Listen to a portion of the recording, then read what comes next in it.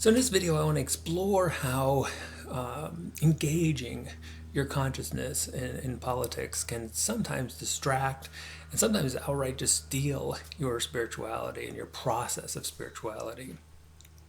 So I'm going to start off with a couple stories Alan Watts used to talk about that came from the East. And the one is about a monkey who just so, you know, bravely ran down into the river and grabbed the fish and then placed it in a tree branch and said, there, I've saved you. And it's a great story about perspective and imposing, values and just thinking that you're right, and that can backfire. And there's another one that also shows a right brain process with all of this. So the left brain just sees one thought at a time. A causes B. The right brain's interconnectedness allows us to experience and appreciate connections. We can't talk about them, they're too complex to even think about, but that doesn't mean we can't be aware of them. And so, another saying is when the wrong person uses the right means work in the wrong way. And that again reflects the complexity of nature, the complexity of life. Again, you may have heard the quote from Marx that the point is not to understand the world, it's to change it.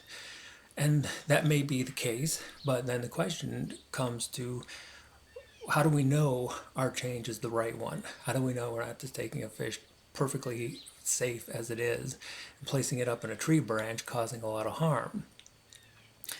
Well, we don't.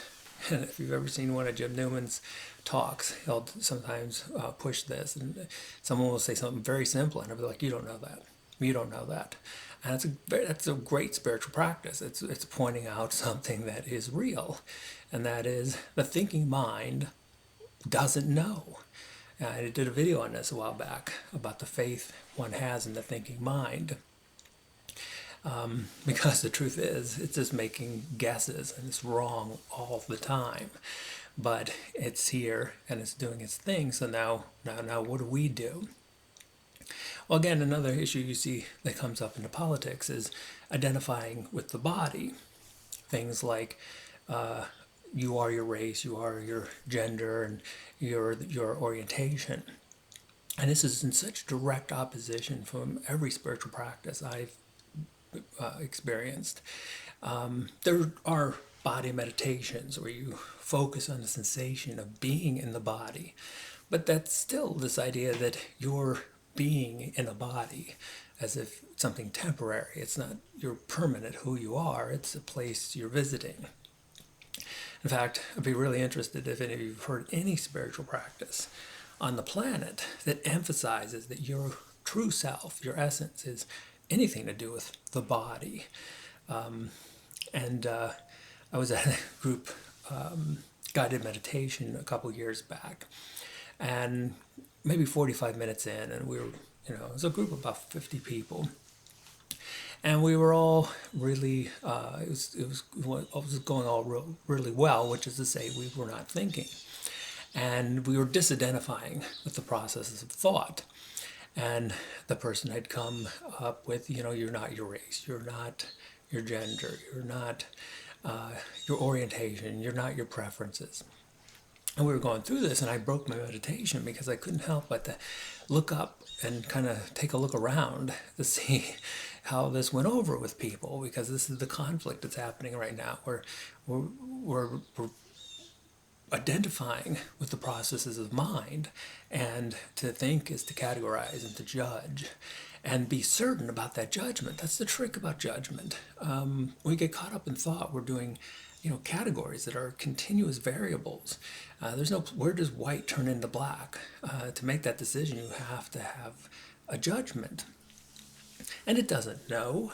It doesn't know where to draw the line, but it does so with that kind of Captain Kirk authoritative confidence that's kind of BS, but that's how humans have made their decisions.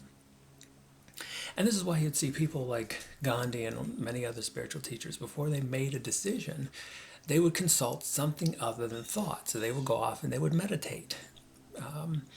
And to the West, that just doesn't make any sense to so many of us who overthink.